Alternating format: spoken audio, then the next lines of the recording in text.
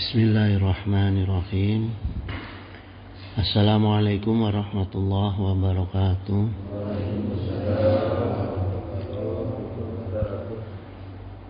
Alhamdulillah al-malikil haqqil mubin allazi habana bil imani wal yaqin. Wassalatu wassalamu ala asrafil anbiya'i wa mursalin wa ala alihi wa sahbihi ajma'in. Amma ba'd. Raditu billahi rabba wa bi islami dina wa bi muhammadin nabiyya wa rasula. Rabbana zidna ilman warzuqna fahman waj'alna minas sholihin. Amin ya mujibud da'wati sa'ilin. Hadratal mukarramin, ayyuhal mukarram, al ulama ul alimin wal mukarram al ustazuna wa fadilatus syaikhuna wa ya ikhwani allazi yakhduru fi masjid Jami'il Amanan. Hafizakumullah wa ri'akum. Nah, kajian kita subuh hari ini masih melanjutkan tentang istiqomah ya. Jadi di antara makna istiqomah dalam bahasa Arab itu adalah bentuk kata kerja dari istaqoma, artinya tegak lurus ya.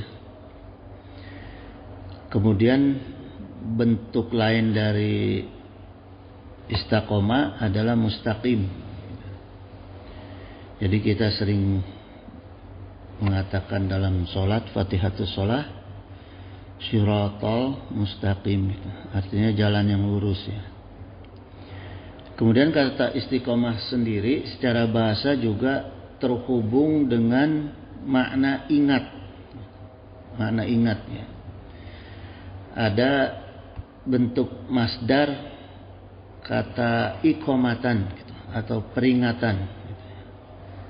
Nah, ini bentuk fi'il madinya aqoma, telah mengingat, atau fi'il mudhari'nya yukimu gitu, sedang mengingat gitu, atau selamanya akan mengingat ya.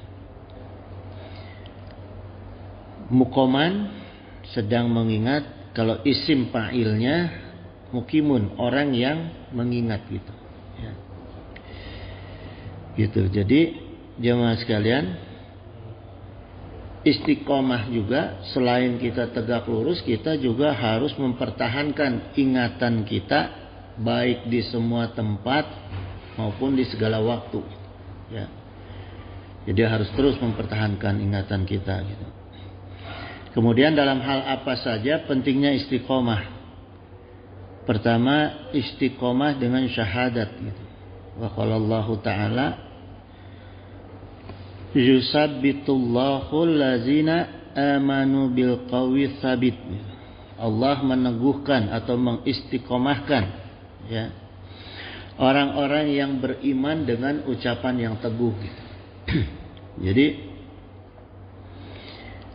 orang-orang yang dimaksud ini orang-orang yang imannya tetap kuat setelah dia bersyahadat ya.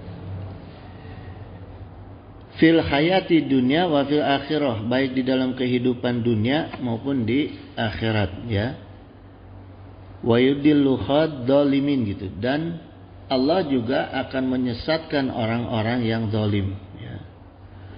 Wa ya'afullahu may yasha gitu, dan Allah mengerjakan apa yang Allah kehendaki gitu. Jadi jemaah, ada juga orang ya yang tadi Allah katakan, orang yang mempertahankan syahadatnya sampai mati, dia masih kuat dalam mempertahankan iman syahadat yang dia sampaikan gitu ya. Kemudian implementasinya juga gitu. Jadi perkara-perkara ibadahnya juga dia tetap pertahankan gitu. Ini orang-orang yang disebut dengan istiqomah. Tapi kita harus hati-hati, karena Allah sampaikan juga, Allah juga mengizinkan gitu iblis untuk menjerumuskan manusia supaya masuk ke dalam golongan orang-orang yang zalim. Nah, ini yang harus hati-hati. Makanya ada ista itu artinya ada usaha. Kita harus ada usaha untuk mempertahankan gitu ya. Secara usahanya ya selalu diingat, selalu mengingat gitu. Selalu mengingat bentuk-bentuk ibadah, bentuk-bentuk keimanan ya, amal kita kepada Allah gitu. Makanya harus terus thalabul ilm. Ya, thalabul ilmu itu jangan kendor gitu ya. Wa qala Nabi sallallahu alaihi wasallam al-muslimu iza su'ila fil qabri. Karena gini jemaah, ini Rasulullah SAW ini mengingatkan kepada kita ya, bahwa kita itu nanti di alam kubur itu, lalu dia berikrar yashhadu alla ilaha illallah wa anna muhammadan rasulullah SAW. Kemudian di alam kubur itu dia berikrar syahadat ya, mensyahadatkan diri lagi bahwa tidak ada Tuhan sembahan selain Allah dan Muhammad adalah Rasulullah SAW ya. Ini perlu ada langkah istiqomah selama di dunianya dalam mempertahankan syahadatnya itu ya. Cara mempertahankan syahadat, cara mengingat-ingat syahadat ya kita laksanakan semua perintah yang ada di dalam agama Islam ya, kewajibannya dan sunnah-sunnahnya gitu. Jadi artinya kita harus tetap istiqomah dalam perkara wajib ya.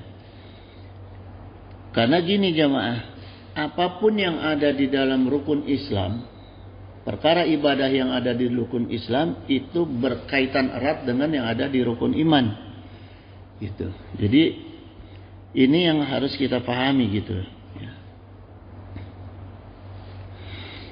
Karena misalnya gini, waqala Nabi SAW ini dalam Sahih Bukhari ya, beliau bersabda gini, wala yukhafidu ala sholati ilal mu'minun, tidak akan bisa memelihara sholat kecuali orang-orang yang mukmin. Jadi ini yang harus kita ingat-ingat terus nih ya, perkataan Rasulullah ini, sabda Rasulullah. Artinya ketika sholat kita mulai kendor ya, baik dalam perkara waktunya tiba, kecuali terpaksa ya, kalau misalnya lagi tiduran, lagi nonton TV itu sampai mengakhirkan sholat, nah itu berarti sholat kita lagi imannya lagi nggak nyampe tuh ya. Ujung-ujungnya kita pun melaksanakan sholatnya tidak sempurna karena kita akan buru-buru, takut kehabisan waktu misalnya itu. Jadi harus selalu mengingat ya, kita tegakkan sholat itu di awal waktu pertama tuh ya. Karena gini jamaah sekalian, ini perkara sholat ya. Wa qala Allahu ta'ala ara'aital ladzi yukazzibu biddin gitu ya. Tahukah kamu orang-orang yang mendustakan agama? Fazalikal ladzi yad'ul yatim. Pertama, orang yang mendustakan agama itu orang yang mengusir anak yatim. Ya. Yad'ul itu artinya diusir ya, dihardik gitu. Terus wala yakhudu ala ta'amil miskin gitu. Kemudian yakhudu ini maksudnya dia tidak menganjurkan dirinya dan orang-orang lain untuk memberi makan orang miskin. Acuh aja sama orang-orang miskin tuh gitu. Jadi nggak dipedulikan. Ini termasuk orang yang mendustakan agama itu, berbohong dalam beragama. Fawailul musallin. Nah, ini ada juga Allah sampaikan celaka orang-orang yang sholat. Allazina hum an sholatihim sahun gitu. Orang-orang yang lalai dalam sholatnya, allazina hum yura'una wa yamna'unal ma'un gitu ya. Orang-orang yang riya dalam sholatnya dan orang-orang yang tidak mau memberikan bantuan. Jadi di sini perkara sholat ini bisa membuat kita, walaupun kita melaksanakan sholat ya, bisa membuat kita itu termasuk ke dalam golongan orang-orang yang berdusta di dalam beragama ya. Karena gini jemaah sekalian, wa qallallahu aidan ya al-mu'minun qad aflahal mu'minun allazina hum fi sholatihim khashi'un gitu. Jadi orang-orang yang beruntung, orang-orang yang beriman, dan orang-orang yang sholatnya khusyuk. Gitu. Ya. Nah, supaya kita tidak termasuk ke dalam golongan orang-orang yang berdusta di dalam agama, pertama begini, sholat itu kan isinya adalah menjauhkan kita dari fahsya wal munkar. Itu maknanya kalau kita mau melaksanakan sholat yang baik gitu, ya. Makanya kita menjadi orang yang beruntung gitu, orang-orang yang beriman yang beruntung. Ya, kalau sholatnya bisa mendatangkan perkara fahsya wal munkar, ya. Bagaimana bisa sholat itu menghasilkan fahsya wal munkar? Ya, jauh dari fahsya wal munkar. Pertama, terbukti dari dia selalu menyayangi anak yatim. Ya, orang-orang yang sholatnya benar pasti cirinya dia akan selalu menyayangi anak-anak yatim. Ya. Kemudian dia tidak susah memberi orang makan, khususnya makan nih, ya, makan orang-orang miskin. Maksudnya gini, kenapa di sini ditegaskan makan oleh Allah? Karena kalau bentuknya uang bisa saja disalahgunakan, gitu. Artinya kita niat sedekah, dipakai maksiat. Itu makanya Allah tegaskan makan. Gitu. Jadi bentuknya adalah makan, gitu. Ya. Terus jamaah, orang-orang yang sholatnya benar itu tidak akan hitung-hitungan dalam memberi bantuan. Gitu. Ya. Kemudian dia tidak akan lalai dalam mengamalkan sholat, dan dia tidak akan riya dalam mengamalkan sholat. Gitu. Ya, makanya ayat fawailul lil musholin ini dijelaskan oleh Rasulullah SAW. Wail itu, ya, fawail itu, maka wail itu adalah wadin finari jahannam. Jadi yang dimaksud wail ini adalah wadin finari jahannam, sebuah lembah di neraka jahanam. Ya, jadi kalau kita sholatnya itu sampai lalai, sampai riya, tempat kita di wadin finnar jahanam. Ya, itu. Jadi hati-hati dalam perkara sholat, jemaah, karena sholat ini bukan sekedar ibadah fisik, tapi ada kaitannya dengan keimanan kita kepada Allah.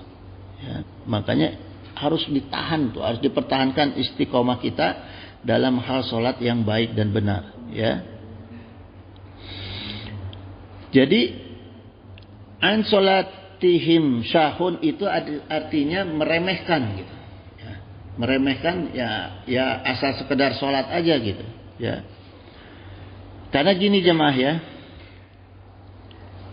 ada orang yang gini, dia bertahan istiqomah dalam sholat. Ternyata tujuannya itu supaya mudah naik jabatan, ya, atau supaya bisnisnya maju, ya, supaya usahanya lancar, gitu. Nah, ini termasuk dalam perkara sahun, ya, sholatihim sahun, ya, yang meremehkan sholat. Jadi bukan karena iman kepada Allahnya, gitu, tapi ada kebutuhan-kebutuhan dunianya. Yang ketiga yang termasuk syahun itu, ya, orang-orang yang sholatnya tidak tuma'ninah, ini termasuk syahun, meremehkan sholat. Ya. Terus orang-orang yang sholatnya tidak sesuai dengan aturan fikihnya, ya, aturan fikihnya, aturan tasawufnya, dan aturan tauhidnya. Kan ada orang-orang yang sholat tapi secara fikihnya dia nggak cukup, gitu, ya. Nah, jadi harus matang benar-benar ini mempelajari fikih sholat, ya. Nah, orang-orang yang sholatnya baik, ya, sesuai dengan yang tidak sahun dan ro'un tadi, maka baru dia masuk ke dalam golongan orang-orang yang sholatnya khusyuk, gitu, ya. Nah, kalau orang-orang yang sudah sholatnya khusyuk, maka bahagia dan sukses itu langsung di tangan. Jadi kita bisa introspeksi diri nih, kenapa kok hidup saya kok gini-gini aja, nggak ada kemajuan nih, ya. Tiap hari sholat, Jumatan sholat, sehari 5 kali sholat, ya. setahun 2 kali sholat gitu. Tapi kok hidup saya gini-gini aja, jangan suudzon sama Allah. Periksa dulu sholatnya. Ya. Sudah keluar belum dari ra'un dan sahunnya itu? Kalau sudah keluar, berarti itu adalah ujian Allah gitu. Ya. Atau Allah ingin meningkatkan derajat kita gitu. Jadi usahakan jamaah jangan pernah kita suudzon terhadap ibadah kita yang terkait dengan keimanan kepada Allah, ya. Gitu.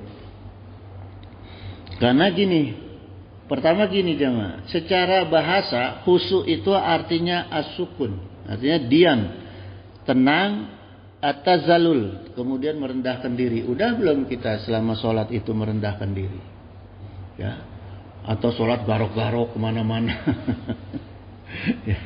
Jadi sholat itu harus posisinya keadaan fisik kita harus diam, tenang, dan merendahkan diri. Secara batin juga kita harus merendahkan diri gitu. Ya.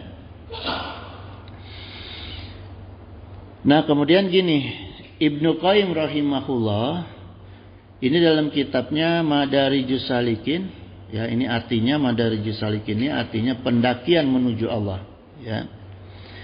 Dijelaskan juga bahwa niat itu letaknya di hati, ya, di ucapan dan istiqomah. Jadi beliau mengatakan bahwa niat-niat kita itu selain ada di hati, selain ada yang diucapkan, usolli fardhu subhi misalnya mau sholat, ya niat diucapkan, harus istiqomah, dipertahankan, ya istiqomahan kita di dalam sholat gitu. Wa qala Nabi sallallahu alaihi wasallam la yastaqimu imanu abdin gitu. La yastaqimu imanu abdin gitu.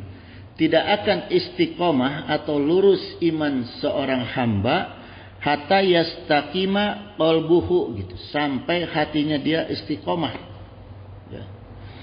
Jadi enggak dibilang orang yang itu istiqomah. Penilaian Allah dan Rasulnya, orang-orang yang istiqomah itu pertama hatinya yang harus istiqomah, ya.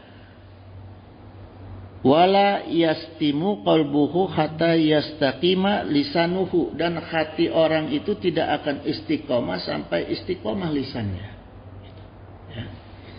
Jadi lisan kita juga harus istiqomah. Maksudnya di sini Rasulullah SAW ingin menyampaikan kalau penilaian Allah dan Rasulnya tidak hanya hati juga lisan. Artinya kita nggak bisa nih membohongi Allah dan membohongi Rasulnya, mengatakan hati kita istiqomah dalam ibadah, dalam amal, dalam akidah, ya. Tapi ternyata mulut kita ada keluar kata-kata yang dilarang oleh agama, ya. Itu kata-kata yang misalnya meledek, menghina, ya itu tidak termasuk dalam istiqomah. Tidak dinilai kita menjadi orang yang istiqomah gitu. Dan pasti hati kita itu pasti rusak tuh. Saat itu juga pasti hati kita itu rusak. Karena hati adalah gambaran fisik kita, mulut kita juga gambaran daripada keadaan hati gitu. Ya, gitu jamaah. Dan ini penting jamaah. Perkara istiqomah ini dalam hal ibadah akidah, ya, kemudian dalam hal tasawuf, ini penting sekali. Karena apa? Istiqomah kita di alam dunia ini akan menjaga kita keselamatan pada 3 masa. Ada 3 masa yang betul-betul membutuhkan keistiqomahan kita di dunia. Pertama saat sakaratul maut. Saat sakaratul maut menjemput manusia, itu membutuhkan sekali istiqomah kita di dalam kehidupan kita gitu. Terutama dalam tadi ya, akidah, ibadah dan tasawuf gitu.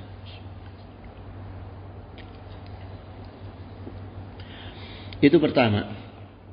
Yang kedua, saat manusia berada di alam barzah, itu membutuhkan juga keistiqomahan kita gitu. Yang ketiga, saat di hari dibangkitkan, setelah di alam barzah datang kiamat, kemudian kita semua manusia dibangkitkan. Nah itu membutuhkan masa-masa istiqomah kita, tabungan istiqomah kita selama di dunia. Karena gini jamaah ya, ini ulama menceritakan bahwa di alam kubur nanti itu ibarat orang yang lagi tidur di dalam keadaan gelap gulita, ya, gelap gulita. Tiba-tiba di tengah malam itu dibangunkan sambil ditarik, langsung ditanya, digertak ditanya. Ya. Gimana kita tuh? Kita lagi tidur, lelap di alam gelap gulita, ditarik, dibangunkan, langsung ditanya. Akan gimana kita jawabnya? Saya pernah lihat tuh di TV itu, kalau di acara Indosiar tuh ya, acara kriminal, orang yang lagi tidur ditangkap polisi, ditarik, dibangunin, ditanya, wow itu. Ya. Ya, gitu. Nah, kita juga begitu nanti. Di alam kubur lebih parah lagi, polisi masih jelas bentuknya. Gitu, ya. Tapi kalau malaikat gimana? Ya, malaikat gitu. Gini jemaah, gambarannya munkar nakir. Disebut munkar itu karena li'ana kulama ra'ahu ankarahu. Ini sifatnya munkar nakir, ya. Kenapa disebut ankarahu? Karena orang-orang yang melihat munkar nakir itu, malaikat munkar itu pasti dia akan mengingkari. Artinya mengingkari, dia nggak mau ngelihat. Saking takutnya orang nggak mau ngelihat. Orang kalau mau lihat sesuatu yang dia takutkan, pasti dia memalingkan muka tuh, memalingkan mata, ya. Artinya dia nggak akan mau melihat gitu. Saking takutnya gitu, ya. Gitu. Nah, kemudian munkar nakir itu kedua-duanya disebut sadidal intihad. Sadidal intihad itu bentakannya itu super dahsyat. Tidak ada suara di alam dunia ini yang lebih keras daripada suaranya munkar nakir. Ya. Yang ketiga, munkar nakir itu bentuknya digambarkan dalam kitab itu aswadan azraqan. Orang yang hitam kebiru-biruan. Hitam kebiru-biruan, ya. Jadi munkar nakir itu kalau datang nanti di alam kubur, bentuknya tingginya nggak keukur sama kita, terus warnanya hitam kebiru-biruan. Nah, ini hebatnya Allah. Kenapa diciptakan munkar nakir seperti itu? Karena untuk menginterogasi di alam yang gelap. Kalau yang gelap itu warnanya putih, cerita sekarang doang orang lihat orang putih, wah kuntilanak ketakutan. Enggak. Lama-lama buktinya saya pernah lihat banyak orang yang berani itu. Malah ada yang pakai putih-putih ditimpukin gitu.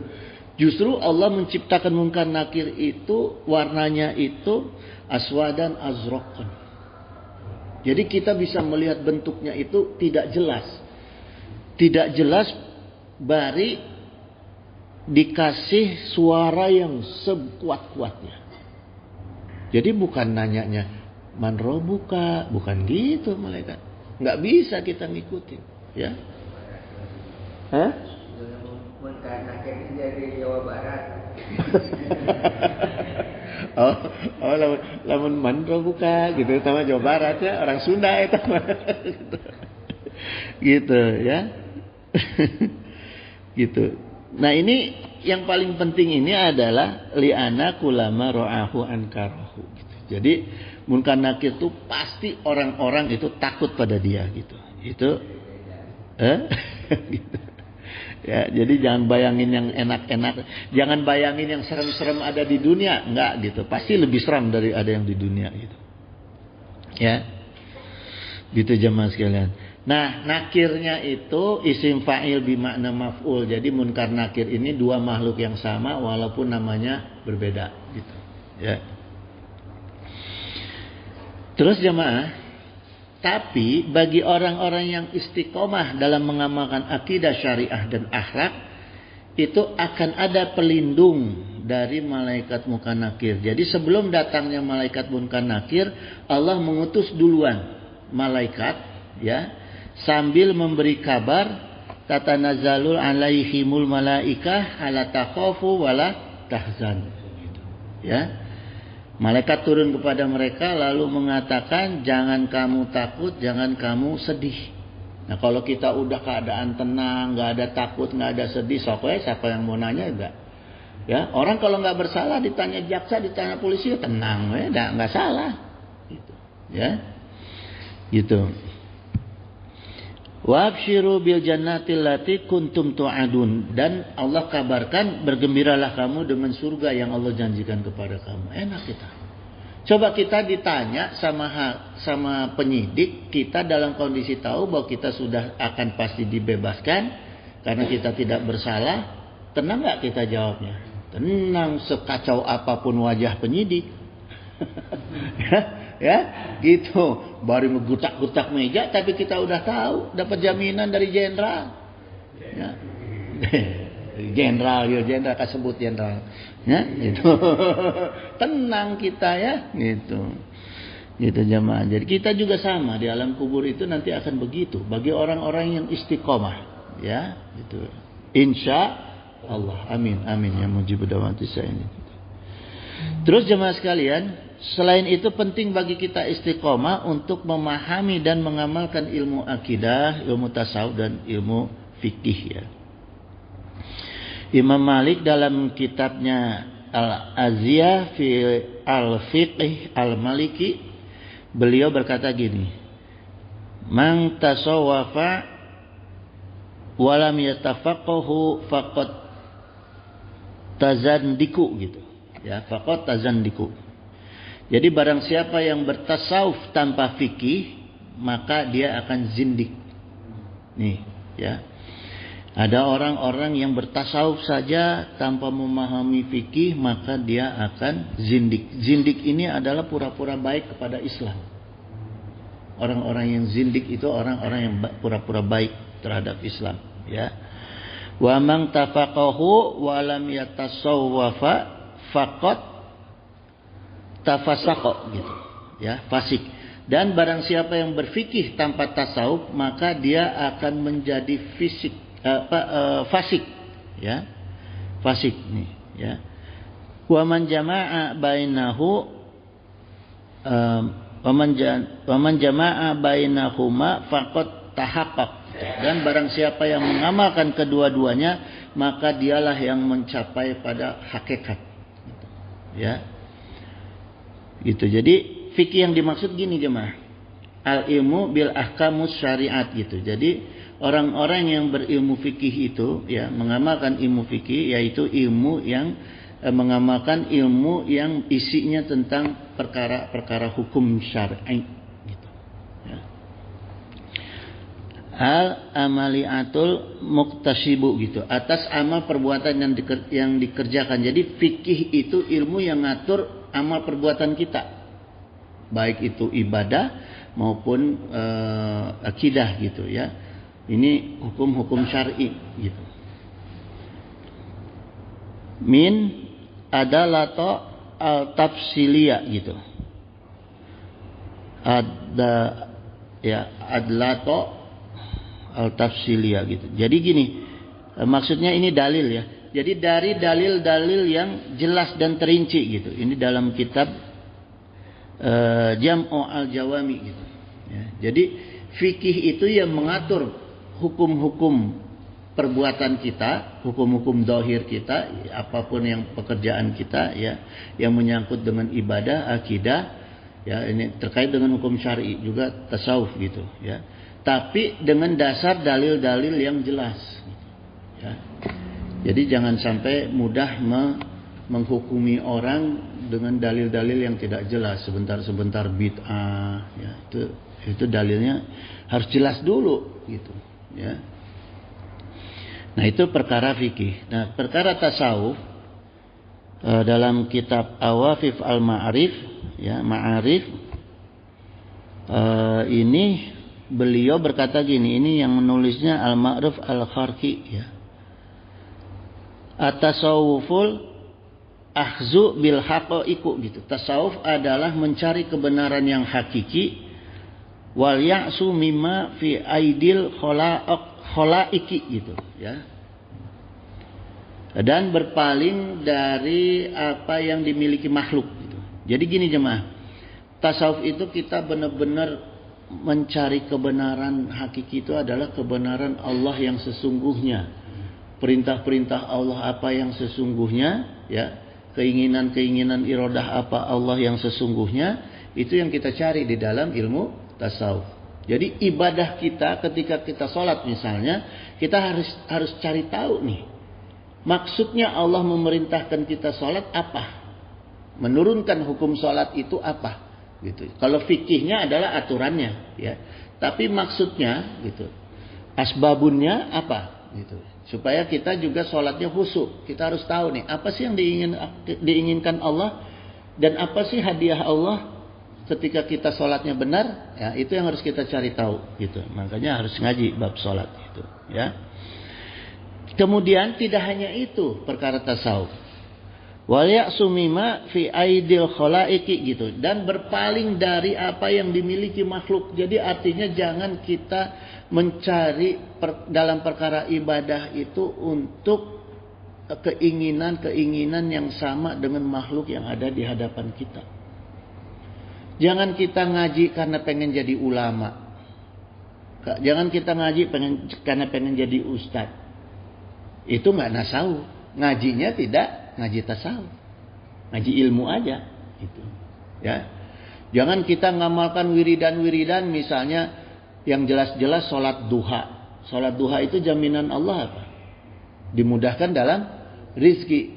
Tapi ketika kita sholat duha ada niat kita, ya Allah mudah-mudahan saya bisa sekaya si fulan. Nah, jangan. Ya. Cari rizkinya dari Allah, yang dijanjikan oleh Allah boleh, tapi jangan mengukur dengan ukuran makhluk. Mudah-mudahan saya jadi sekaya si anu. Ulah. Gitu. Yang kita cari adalah janjinya Allah. Hanya itu, gitu, ya. Itu. Jadi jangan dengan ukuran makhluk lah, gitu, ya. Kemudian gini jemaah sekalian, siapa orang-orang yang zindik? Orang-orang yang zindik itu dalam hadis riwayat, ini hadisnya sebenarnya dhaif, ya. Tafarraqu ummati ala sabina au ikhda wa sab'ina firqah, gitu. Jadi gini, Rasulullah SAW pernah menyampaikan bahwa umatku nanti akan terpecah, ya. Tafarraqu ummati, gitu, akan terpecah umatku itu menjadi sab'ina au ikhda wa sab'ina firqah, akan menjadi 71 firqah, ya. Umatku itu akan terpecah menjadi 71 firqah, kulluhum fil jannah, semuanya itu di surga, ila firqah wahidah, kecuali firqah yang satu ini nih, kata Rasulullah, ya. Saya minum dulu, ya. Bismillah.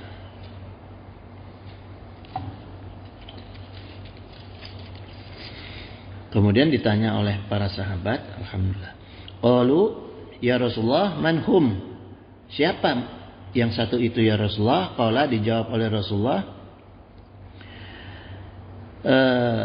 zanadiqa wa khum qadariyah. Jadi orang-orang yang zindik, mereka itu adalah orang-orang yang qadariyah. Jadi maknanya zindik gini jemaah, di dalam bahasa Arab nggak ada tuh. Kalau kita cari zindik nggak ada, ya, kata zindik dalam bahasa Arab, karena dia serapan dari bahasa Persia. Dari bahasa Persia, ya, yang maknanya itu artinya zindik dalam bahasa Persia itu kotoran yang membahayakan. Ya, kotoran yang membahayakan. Jadi orang-orang zindik ini diambil istilah sebagai kotoran yang membahayakan. Artinya kotoran yang membahayakan agama. Ini orang-orang yang zindik. Orang-orang yang zindik akan menjadi kotoran di dalam agama kita dan akan membahayakan bagi agama kita. Kenapa? Karena digambarkan, ya, orang zindik itu akan menganggap semua agama sama. Cirinya nih orang zindik, ya, akan menganggap semua agama sama, gitu, ya.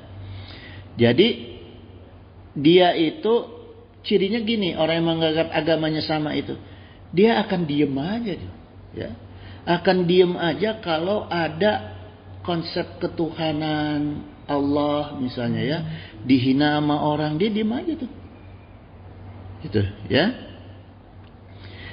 Padahal inna dina indallahil Islam.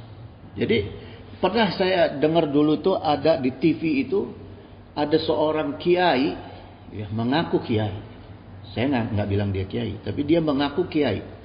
Dia mengatakan agama itu sama, jalannya yang berbeda-beda, tapi akan menuju satu Tuhan yang sama. Itu zindik. Ya, kalau ada orang yang mengatakan agama sama itu zindik. Gitu. Jadi kalau ada orang bilang Islam, Kristen dan Buddha dan lain-lain sama, enggak. Kita harus berani mengatakan tidak. Inna dina indallahil Islam. Ya. Kalau enggak kita masuk ke dalam zindik tuh. Ya. Kemudian yang kedua, orang zindik itu orang yang mencampur adukan kebenaran dan keadilan, kebatilan. Ini orang-orang zindik, ya.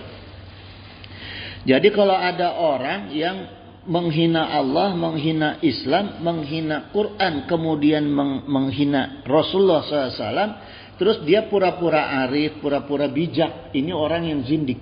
Wah, nggak gitu. Rasulullah itu rahmatan lil alamin. Allah tidak perlu dibela. Itu orang zindik.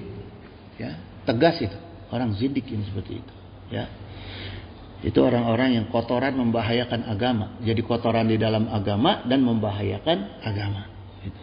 Ya, itu udah pasti neraka itu. Kemudian orang-orang zindik itu adalah orang-orang yang mendahulukan akal daripada nas-nas di dalam Al-Quran dan hadis. Gitu. Jadi acuannya, patokannya adalah akal. Gitu. Ya. Jadi ayat-ayat Al-Quran dan hadis itu harus diterjemahkan dulu ke dalam akal. Kalau nggak masuk akal dia nggak kerjain. Nah itu zindik. Gitu, ya. Maka Imam Malik katakan orang yang bertasawuf tanpa fikih itu orang yang zindik. Gitu, ya. Jadi orang yang mengedepankan kebaikannya aja. Berakhlak gitu. Tapi dia ibadahnya dia tinggalin, maka dia pasti akan jadi zindik. Ya. Orang yang baik kan bukan hanya dimonopoli orang Islam. Banyak nggak orang yang di luar Islam, orang kafir yang baik, yang suka sedekah, suka memberi hadiah, banyak gitu. Tapi kalau dia menghina Islam, ya zindik. Orang Islam juga banyak yang ikut-ikutan seperti orang kafir gitu. Wah, kemana-mana baik gitu. Tapi menghina agamanya atau agamanya dihina, dia cuek aja. Itu zindik. Ya. Apalagi karena takut dipecat demi jabatan. Nah, itu lebih zindik lagi tuh. Ya. Kemudian orang-orang yang berfikih, ya, tapi tanpa tasawuf. Orang-orang yang beribadahnya getol, kuat, ya, benar, tapi dia tidak punya akhlak. Ya, tidak punya akhlak, maka disebut fasik. Orang itu fasik, ya. Fasik itu orang-orang yang keluar ketaatan daripada Allah dan Rasulnya, keluar ketaatan dari Allah dan Rasulnya gitu. Artinya keluar dari syariat Islam walaupun dia ibadah, gitu, ya. Al-Imam Ghazali membagi orang fasik itu jadi dua. Pertama, wal fasiku ala nawa'aini, orang fasik terbagi atas dua jenis. Ya, fasiku kafirun wa fasiku fajirun, orang fasik yang kafir dan orang fasik yang fujur. Fasik kafir orang yang tidak beriman lagi kepada Allah dan Rasulnya, itu fasik kafir. Ya, wa qallallahu ta'ala fa fasaqa an amri rabbih gitu. Maka dia mendurhakai perintah Rabbnya, itu termasuk fasik. Ya, jadi hati-hati nih jemaah. Ya, kita durhaka aja sama perintah-perintah Allah. Perintah Allah itu ada di dalam rukun Islam. Ya, terus kita tolak. Ya, itu termasuk fasik. Ya, kalau nggak sanggup ya tobat. Gitu. Tapi nggak usah membantah, menyalahi aturan Allahnya. Wah, ini Allah salah nih bikin aturan puasa. Nah, jangan. Gitu. Fasik kita. Kalau nggak sanggup ya kan ada aturannya. Gitu. Ya, boleh kita nggak berpuasa kalau apa kan ada aturan dalam fikihnya. Ya. Kemudian waqalallahu aidan qul katakan abillahi wa ayatihi wa rasulihi kuntum tahtaziun gitu. Apakah Allah, ayat-ayatnya Allah dan Rasulnya, ya, kamu selalu suka meledek-ledek, ya, mempermainkan. La ta'taziru qad kafartum ba'da imanikum. Jadi tidak usah kamu minta maaf karena kamu sudah kafir, ya, setelah beriman. Jadi kalau ada orang yang suka mengolok-olok Allah, ya termasuk tadi tuh perkataan-perkataan tadi, Allah nggak perlu bantuan, itu jangan dikira Allah itu menghina itu sama Allah, meledek, ya, gitu, ya, meledek sunnah Rasul, berjenggot siga domba, ya, itu meledek gitu, ya, maka itu termasuk juga kepada fasik, ya. Gitu jemaah. Nah, kita diajarkan oleh ulama itu untuk mendawamkan doa pada salat. Allahumma hdina bi hudaka waj'alna mimman yusyari'u fi ridaka wala tuwalina waliyan siwaka wala taj'alna mimman khalaqa amraka wa asaka. Kalau saya saya tambahin hasbunallahu wa ni'mal wakil wala haula wala quwata illa billahil aliyyil azim. Ya. Jadi doa ini meminta bimbingan hidayah Allah supaya kita dijadikan orang-orang yang selalu dalam keridhaan Allah, ya, dan dijaga dari berpaling dari Allah gitu. Nanti kalau ini saya share di grup lah, ya, doanya nanti saya share di grup gitu. Kemudian jemaah, ya, istiqomah dalam hal apa saja yang akan menguntungkan kita di akhirat nih. Ya, karena harus kita jaga nih dalam kehidupan kita. Pertama, istiqomah dalam perkara rukun Islam. Rukun Islam yang 5 kita harus istiqomah tuh. Kemudian istiqomah dalam rukun iman, itu harus istiqomah. Jadi jangan ada kita nanti yang sering itu orang tidak lalai dalam istiqomah rukun iman itu dalam perkara qada wa qadar. Yang sering, ya. Sering tidak terima nasib, itu termasuk tidak istiqomah terhadap qada wa qadar, ya, keluar dari keimanan kita, ya. Kemudian istiqomah dalam perkara tawakal, istiqomah dalam perkara takwa, ya, dan istiqomah dalam interaksi dengan Al-Quran, gitu, ya. Kemudian gini jamaah, istiqomah itu, ya, ada sandingannya istiqomah. Sandingannya istiqomah adalah iltizam. Iltizam itu, ya, konsekuen. Jadi istiqomah juga harus berdampingan dengan iltizam. Iltizam itu kalau bahasa kitanya konsekuen. Maknanya gini jamaah, kita kan nggak mungkin bisa terus menerus taat.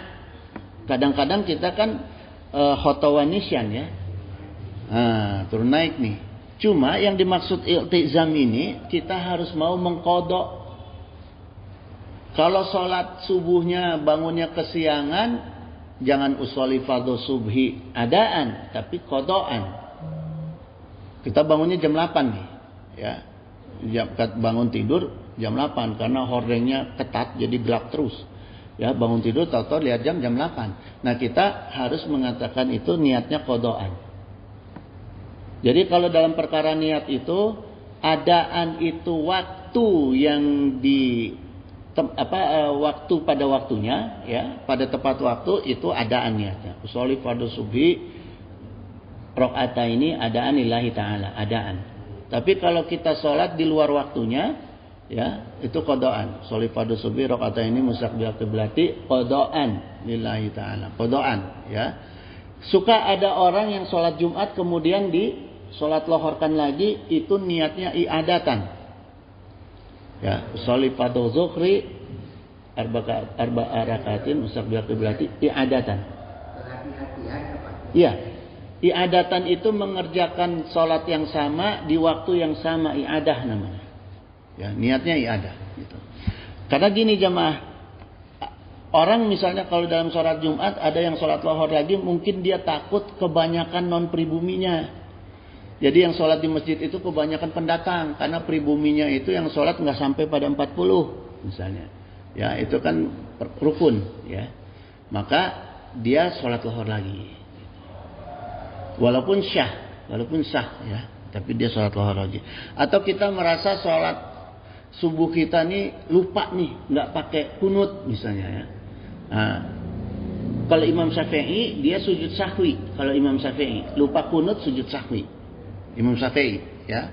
Tapi kalau kita bisa juga qadha, i'adah. Habis sholat subuh itu kita i'adah lagi bisa juga. Ada ulama yang mengatakan i'adah gitu, ya. Tapi kalau Imam Syafi'i enggak, langsung sujud sahwi gitu. Ya. Sujud sahwi itu kan bacanya subhana Rabbil a'la. Tapi intinya 2 kali sujud sahwinya satu aja. Satu kali sujud sahwi gitu. Ya. Gitu jemaah sekalian. Kemudian terkait dengan istiqomah, waqala Nabi sallallahu alaihi wasallam, ahabul amal ilallah adawamuha wa in qala. Jadi yang termasuk dengan istiqomah itu amal yang dicintai oleh Allah walaupun sedikit tapi continue, terus menerus. Jadi yang dimaksud dawam itu waktunya sama, bacaannya sama, jumlahnya sama, itu dawam.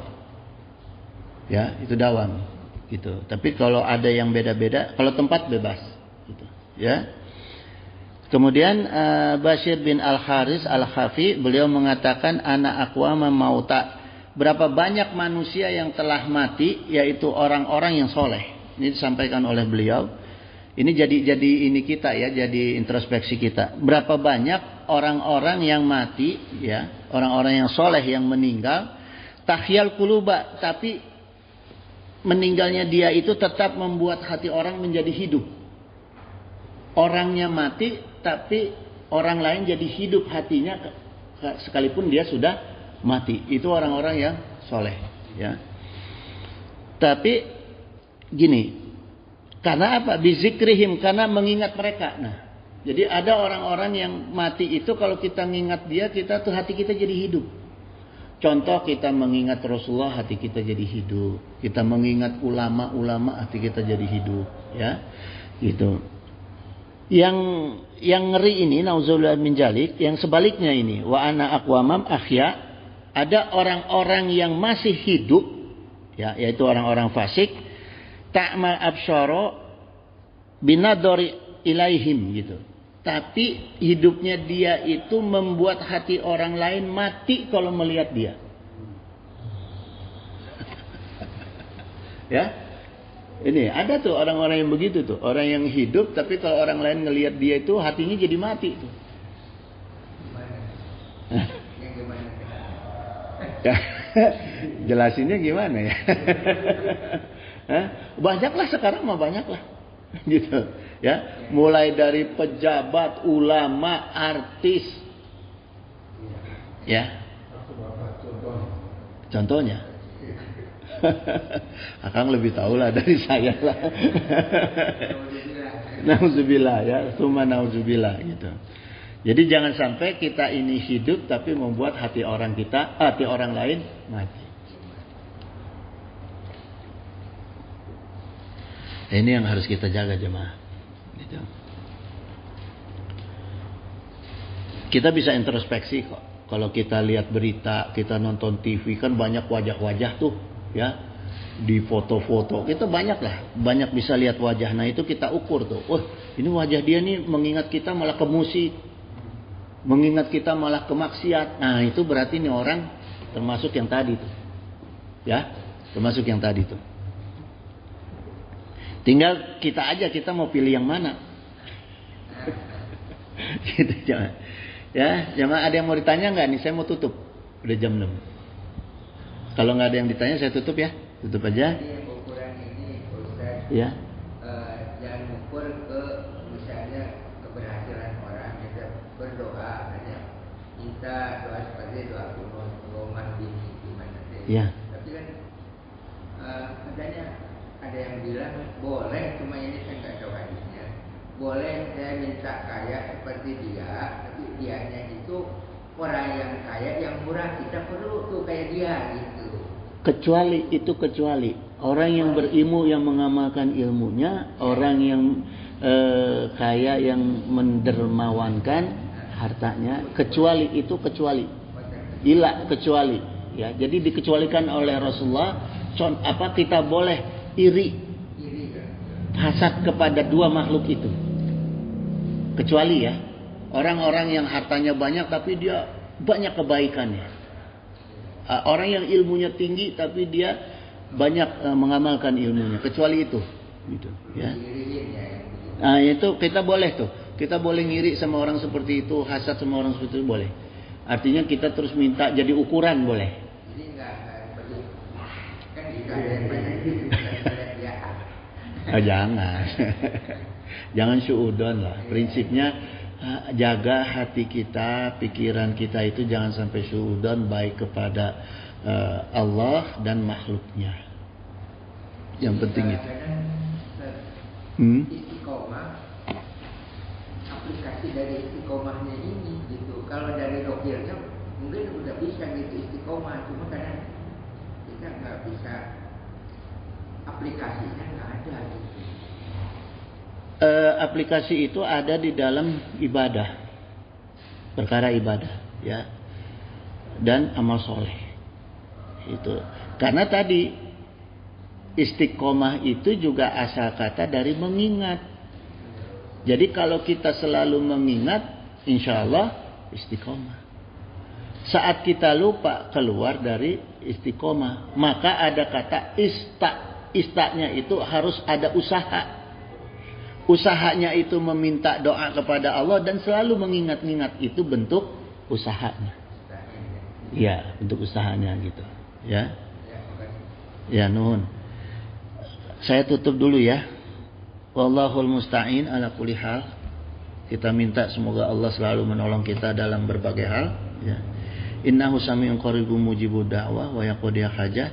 Subhanaka Allahumma wa bihamdika asyhadu an la ilaha illa anta astaghfiruka wa atubu ilaik.